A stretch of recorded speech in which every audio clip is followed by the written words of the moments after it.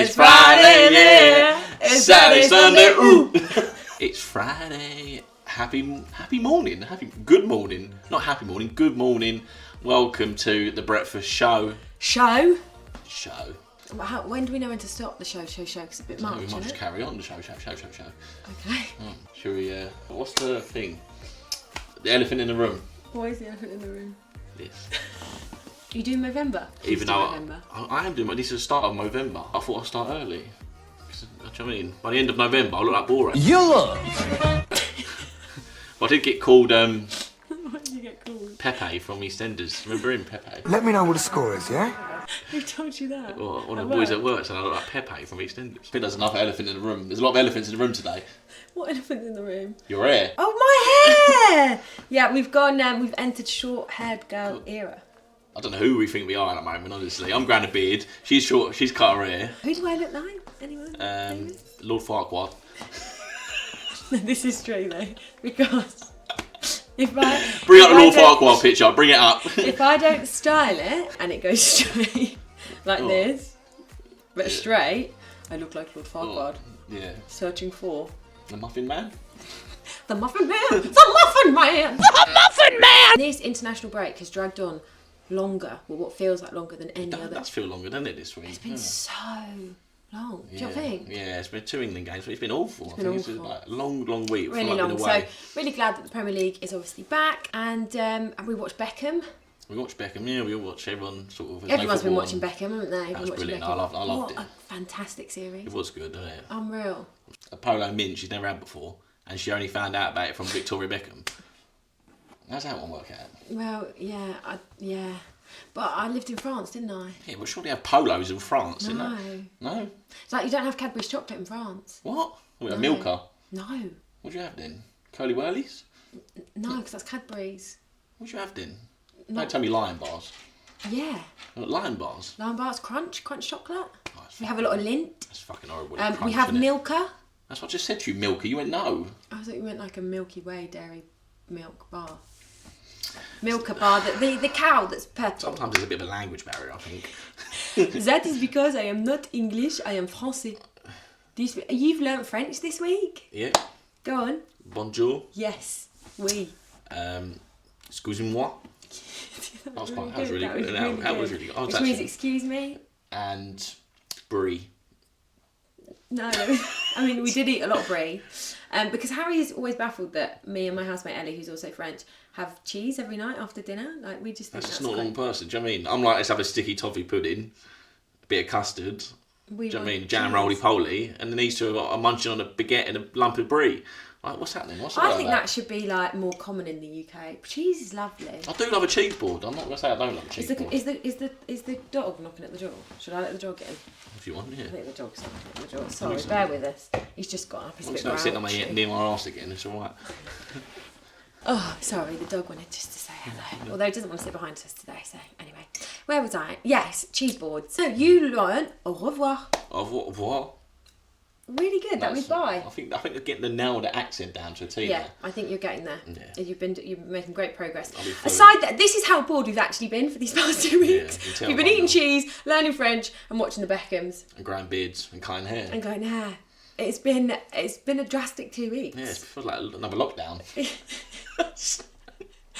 It has been like another lockdown. Oh. Anyway, David Beckham, should we touch briefly on that and why people should watch it? We can touch briefly on that, yeah. We've got no ties to it whatsoever, but if you haven't watched it, we really think you should. One tie is when he come back for his first game after the World Cup, he come back to Upton Park and the amount of abuse he got from the players. And what about one of the fans offering his mum up for a five? Yeah, offering him whoever's watching this, whoever it was.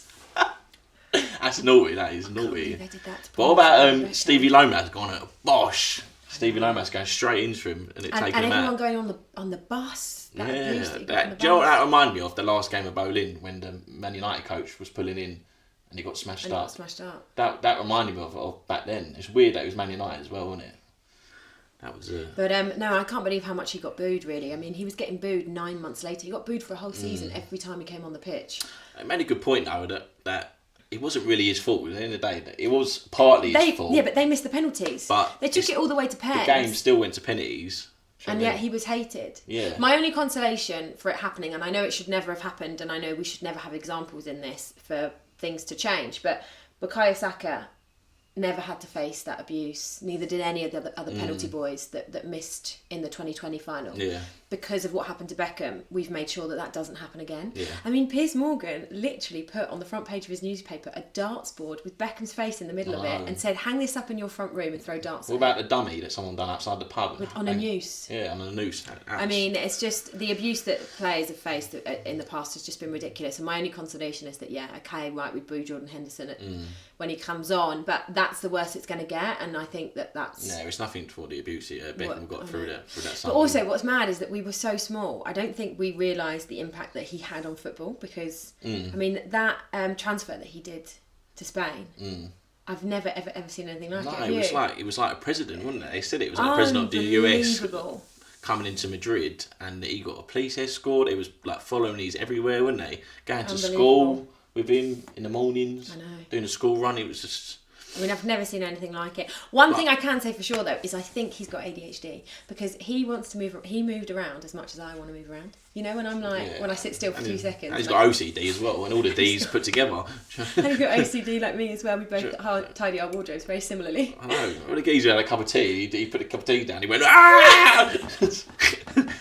I think it's Gary Neville said, didn't he, or who said it? Eric Cantona, that I think you have to be some form of person to be an elite athlete, and obviously I was an elite swimmer, so I think you do have to be slightly nuts. And I kind of feel like I feel heard and seen now that I know that David Beckham is as wild as I am about cleaning.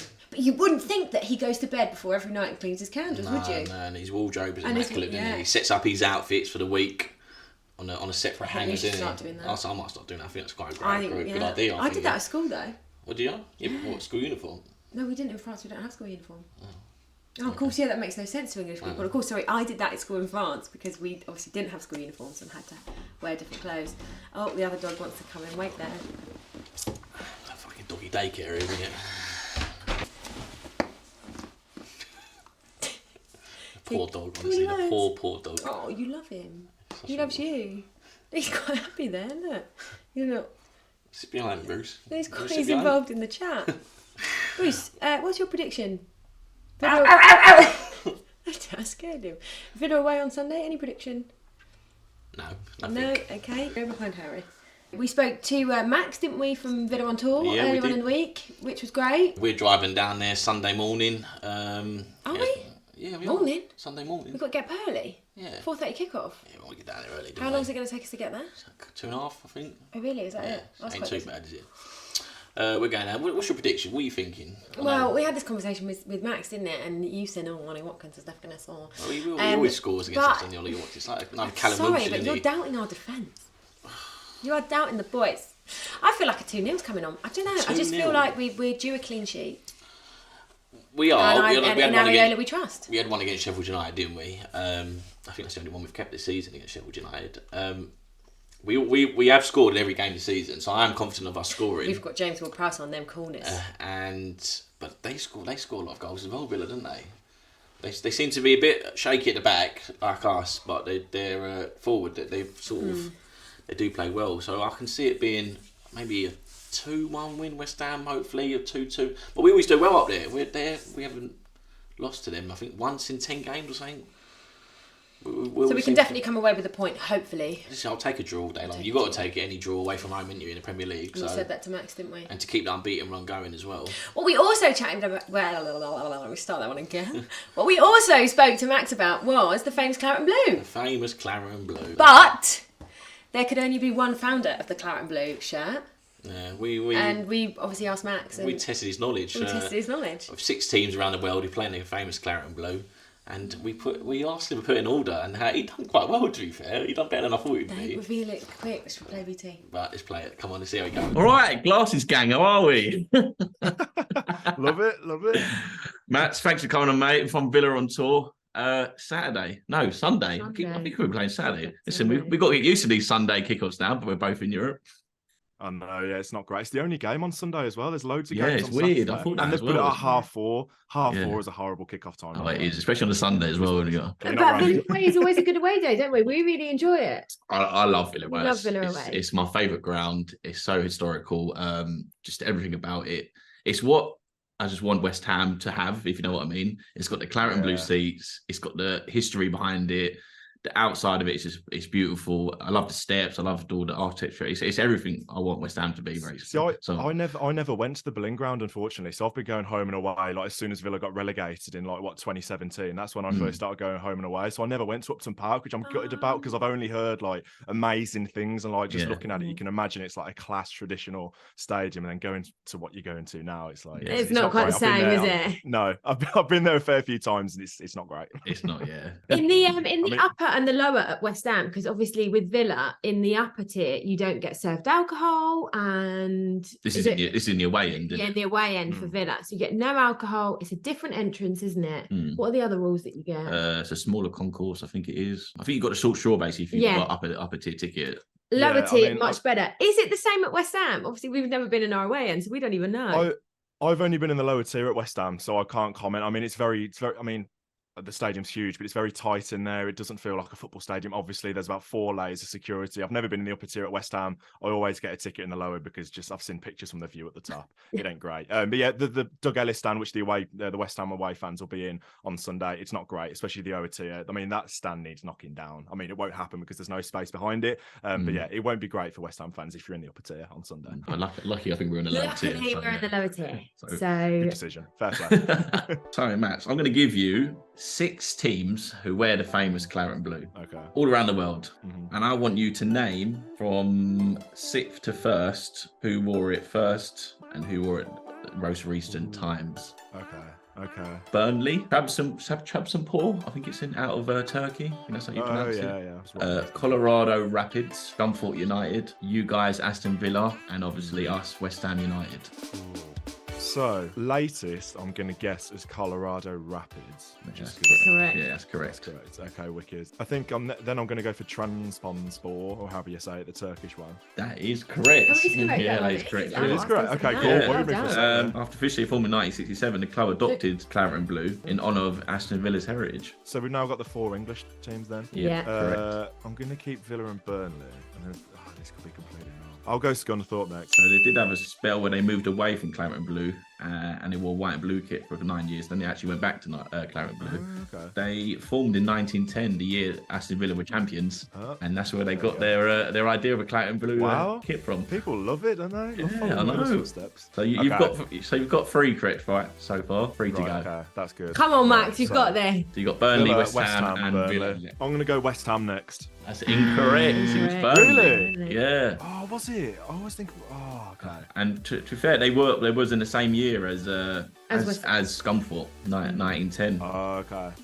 They trialled blue, yellow, green, and even pink kits before setting on claret and blue. Year Aston Villa claimed their 6th Division 1 title. So again, they're just copying you because you used to win all the leagues pretty much. Yeah, thriving. Okay, so it's Burnley, then West Ham, and I'm guessing Villa the oldest. And do you know why we wear claret and blue? Is it anything to do with Villa? Yeah, we lost a bet.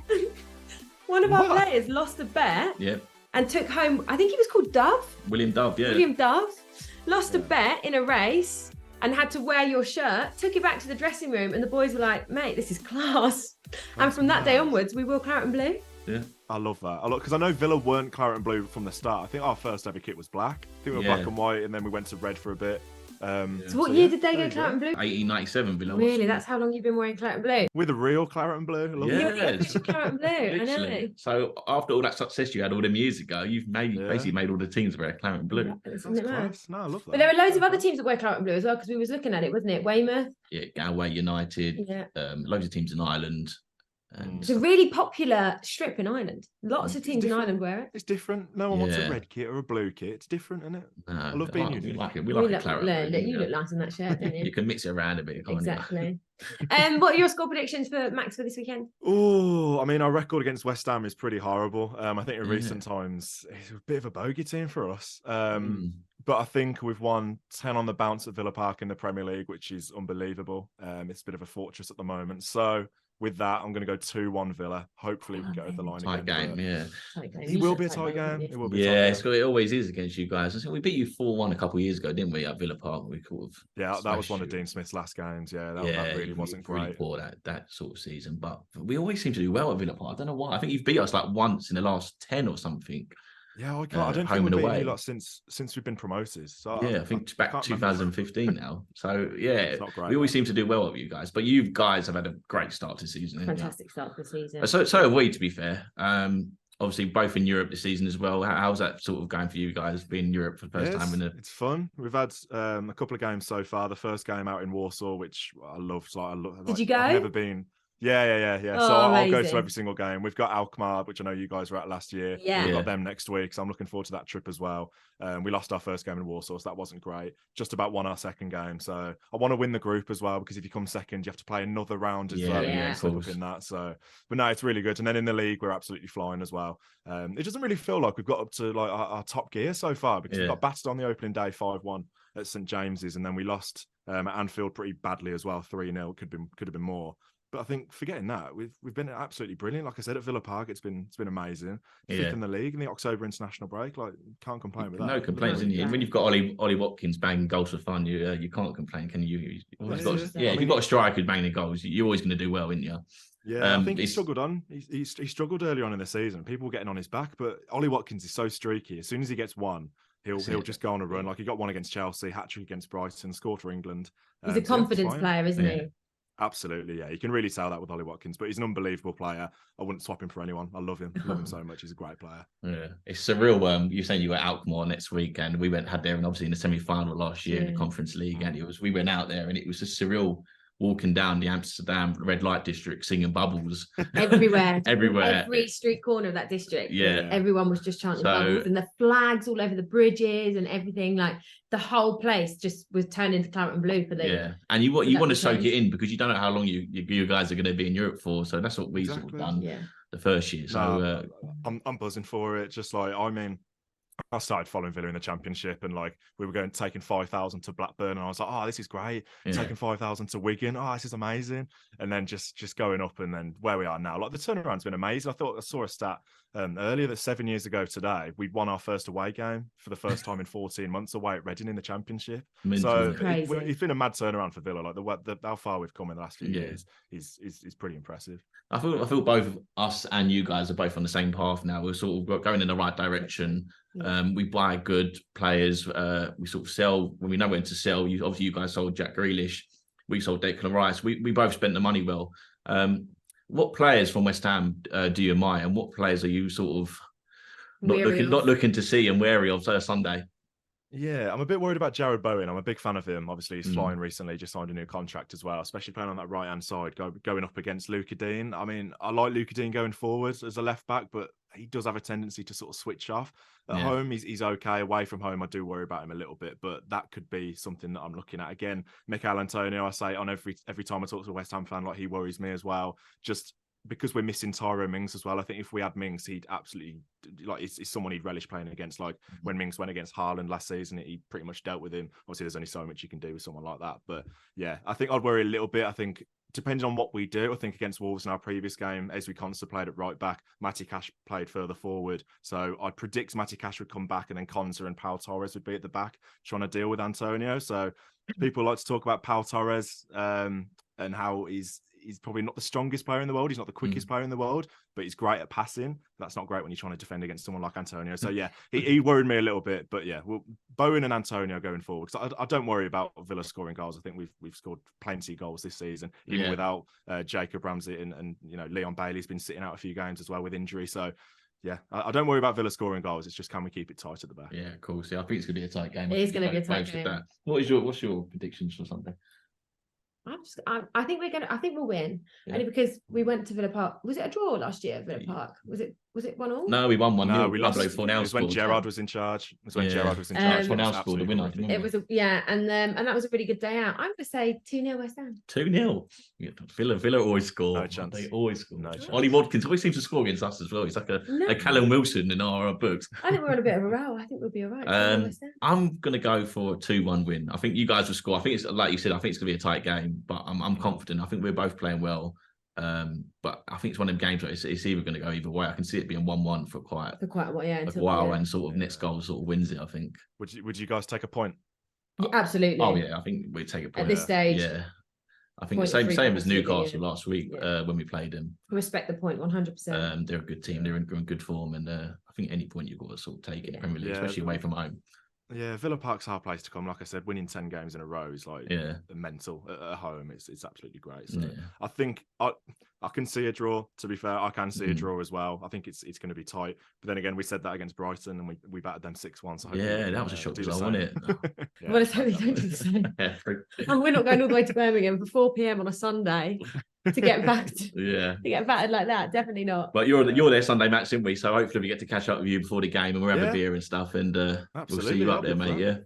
Yeah, nice one, Max. Lovely. Thanks, mate. Thanks for coming on, mate. Cheers, mate. Nice one. Cheers, guys. Oh, I've got a lot of time for Max. He's lovely, isn't he? Hopefully we get to see him up on Sunday up there when we have a beer with him. And he's going to all the Villa aways as well around Europe, and that just makes me feel like, our first European tour and what it was like, and it was magic, wasn't it? Yeah, I remember going out to Genk for our first game, and we didn't have a match ticket. We just went out there, sat in the pub, and it was just packed, and we thought that season was the only season was going to do it, so everyone was sort of soaking up the atmosphere and just making the most of it, and who would have thought 3 seasons later we're still doing it.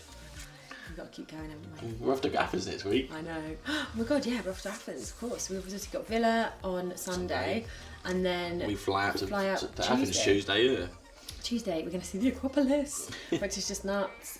Something that I've always promised, my mum has always promised she would do as a family, but she can't make it out to the game. No, which is so unfortunate. We would have been able to get her a ticket as well. But she's looking after me now in Spain. Hi, Mum, because I know you're watching. So we're going to do the Acropolis without my mum, but she said she'll FaceTime us. Yeah, perfect. I'm looking forward to it. Do you know what I mean? I think that's the third time I've been to Greece in a year. Before that, I've never been. We've done Cyprus. No, Cyprus is in Greece, is it? When are we? No. Oh no, you went to Crete on a family holiday. I went to Crete. Then I was in. Where was I last year? Corfu or something last year. I went as well last October. You're a Greece expert. I don't know. I've never been before. I've been 3 times last year. Greece is calling. Yeah. Greece is the word. Is the word. Do you know that one? No. Okay, I'll carry on. Is that from the Greece film? Yeah. I probably will know, but you're not singing it very well. Go on, carry on. Greece is. I don't know the rest of the words. It's got moves. It's got river. I don't know. I ain't got a clue. Loving, hand me a flag. We're not. It's not karaoke, is it? You started it. You're great. They can hear my voice. That's amazing. Right, go on. Do the next. Go do the next verse. Summer loving, having a breath. No, that was. Met a girl, cute as can be. That is I think we both got it wrong. I think it's met a girl. Met a girl, cute as can be, isn't it? No, I met a boy, cute as can be, suited to me. Anyway, let's stop this right there. Have a lovely week. We'll see you on Sunday. Come on, see you at Villa. Ta-ra.